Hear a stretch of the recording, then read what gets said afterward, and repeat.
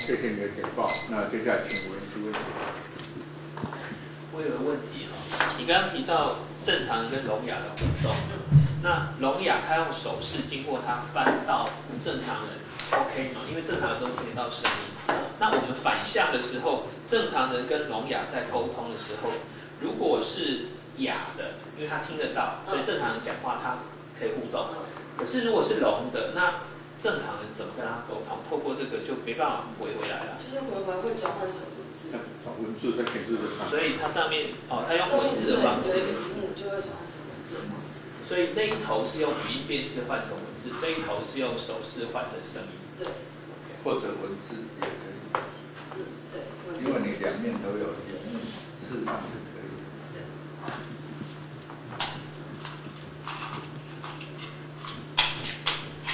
你上面那个连接器的部分，就是说只能用来充电，对不对？对。那我不晓得你对市面上的那个，因为你应该有研究过训练，然后基本上可能运作不是只有那台它的 sensor， 还有一台主机。对。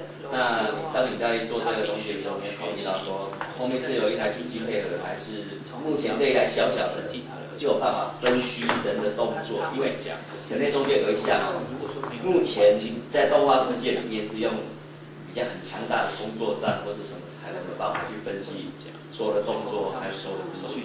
但是你现在好像是在用这辆小机器就做了这样。我期许你能够把那个技术更精进，然后说到自己，但是目前来说比较合理。那你有针对你有去 study 过那个手势的动作吗？基本上每个国家的那个手势动作都不一样。对，我有 study 过。那台湾其实比较偏向日本的手语的方面。那其实各个国家有不同的。那其实那个除了可以当充电以外，它也可以当做一个资讯的更新以及传递，等于是把新的资讯传递进去，每国语言有不同的翻译方式。所以它可以选择语言。目前是没有这个功能，目前是就是针对台湾，就是台湾的手语这样子。手语有分国别吗？有，每一国都不一样。那个它的那个电力来电源是靠什么？就是用充电的，用充电口，然后就是插电充电这样。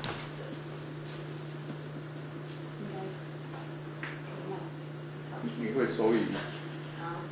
我不太会，大概有看过那个听说这样子。可以看那个面板。可以。这面板就是我整个就是介绍，然后上面就是有一些哪里是哪里。那它使用一定是1对1的吗？可以到1对，其实Connect它这个技术可以最多感应到4个人。对，但是可能那个接收面的那个宽度可能只能接收到2个人，因为我现在设定它大概只能接收到2个人的宽度。不过我倒觉得，其实，在这一端1个人的时候，我指的是说，通常你跟人家在互动的时候，可能对聋哑对面那一端也许有好几个，那他怎么跟他就多人跟这个聋哑人之间构建机器怎么样能够同步互动？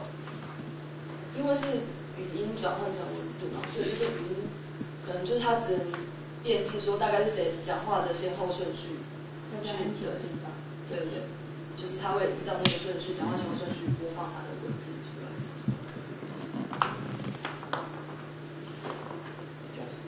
那委员还有什么问题没有？那如果没有，就谢谢各位同学，谢谢你的指导，谢谢。